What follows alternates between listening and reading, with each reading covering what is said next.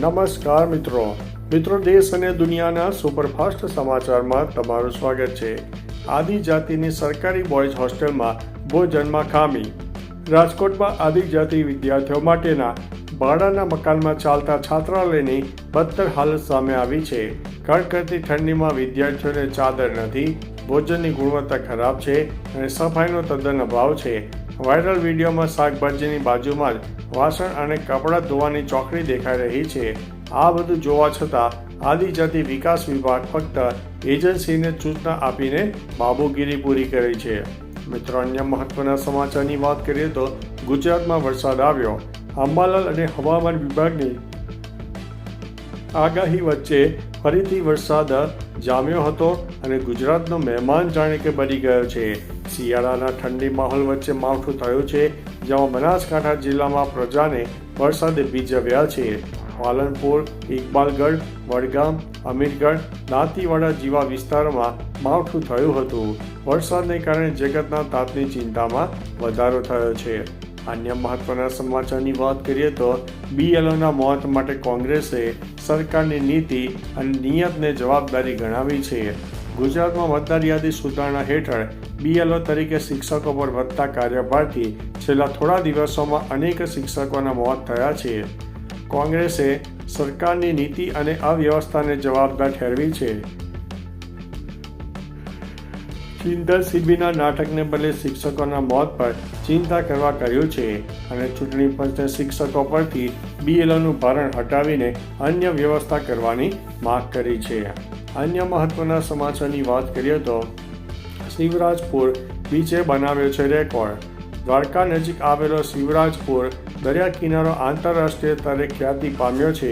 વર્ષ 2023 અને 2024માં 13.58 લાખથી વધુ પ્રવાસીઓએ તેની મુલાકાત લીધી છે, જે સ્થાનિક રોજગારને પ્રોત્સાહન આપે છે। 2020માં બ્લુ ફ્લેગ બીચ સર્ટિફિકેશન મળ્યા બાદ આ બીચ પાણીની ગુણવત્તા, સુરક્ષા અને સેવાઓના 32 માપદંડો પર ખરો ઉતર્યો છે। અહીં સ્કૂબા ડાઇવિંગ અને બોટિંગ જેવી સ્પોર્ટ્સ પ્રવૃત્તિઓ પણ ઉપલબ્ધ છે। અન્ય મહત્વના સમાચારની વાત કરીએ તો એમ્બ્યુલન્સમાં દર્દીની સીટ નીચે દારૂ છુપાવીને હેરાફેરી। છોટાઉદેપુર જિલ્લામાં ભાવી જેતપુર પોલીસે ચોક્કસ બાતમીના આધારે ખાનગી એમ્બ્યુલન્સમાં તપાસ કરતા દર્દીની સીટ નીચે ગુપ્ત રીતે છુપાવેલો વિદેશી દારૂનો જથ્થો ઝડપી પાડ્યો છે। પોલીસને જોઈને ચાલક ફરાર થઈ ગયો છે।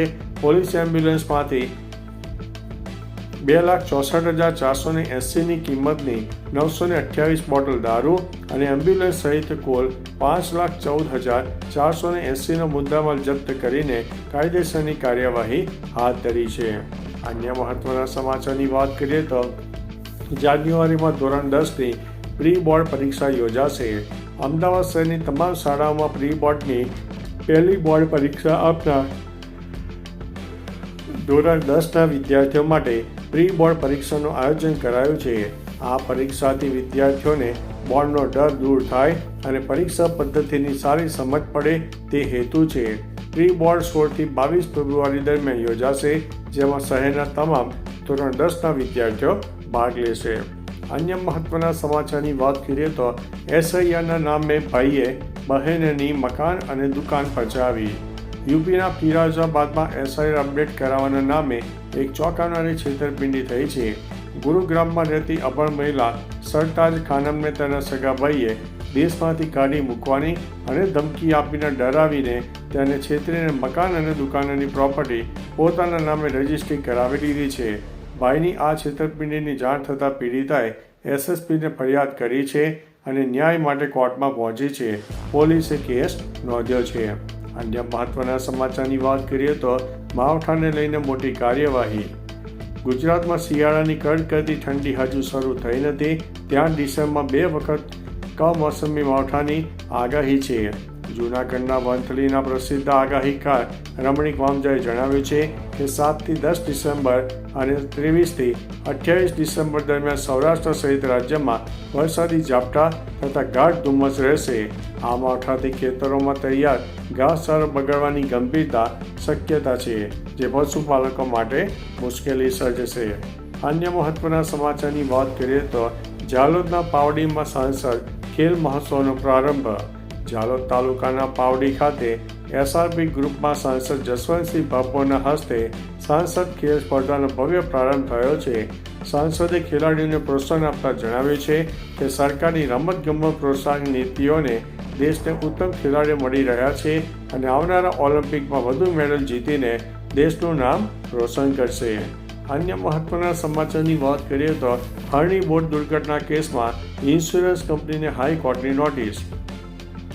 ગુજરાતમાં હાઈકોર્ટમાં હરણી બોટ દુર્ઘટના સુઓ મોટો મામલે વળતર પર સુનાવણી ચાલુ છે. કોટિયા પ્રોજેક્ટે જણાવ્યું છે કે બોટિંગ માટે ટ્રાયસ્ટાર અને ડોલ્ફિન સાથે ત્રિપક્ષીય કરાર હતો અને VMCના કોન્ટ્રાક્ટ મુજબ સબ કોન્ટ્રાક્ટ આપવાની પરવાનગી હતી. હાઈકોર્ટે VMC પાસેથી સબ કોન્ટ્રાક્ટરની મંજૂરી અંગે એફિડેવિટ માગી છે અને ઇન્સ્યોરન્સ કંપની યુનાઇટેડ ઇન્ડિયાને પક્ષકાર બનાવ્યું છે. મિત્રો, અન્ય મહત્વના સમાચારની વાત કરીએ તો CM મોહન યાદવનો દીકરો સમૂહ લગ્નમાં પરણશે. મધ્યપ્રદેશના મુખ્યમંત્રી ડોક્ટર મોહન યાદવ પોતાના નાના પુત્ર ડોક્ટર અભિમન્યુ યાદવના લગ્ન 30 નવેમ્બરે ઉજ્જૈનના સિપ્રા તટ પર સામૂહિક વિવાહ સમારોહમાં યોજીને નવો આદર્શ સ્થાપિત કરી રહ્યા છે. આ સમારોહમાં અન્ય 21 યુગલો પણ જોડાશે. CMના પુત્રના લગ્ન કોઈ પણ વિશે તામઝામ વગર સાદગીથી થશે. તેમણે મહેમાનોને ભેટ ન લાવવાની પણ ખાસ વિનંતી કરી છે, જે સમાજમાં સાદગી અને કરકસરનો મજબૂત સંદેશ આપે છે. તો ચાલો મિત્રો, ફરીથી દેશ અને દુનિયાના સુપરફાસ્ટ સમાચાર લઈને મળતા રહીશો. ત્યાં સુધી અમને રજા આપશો. નમસ્તે.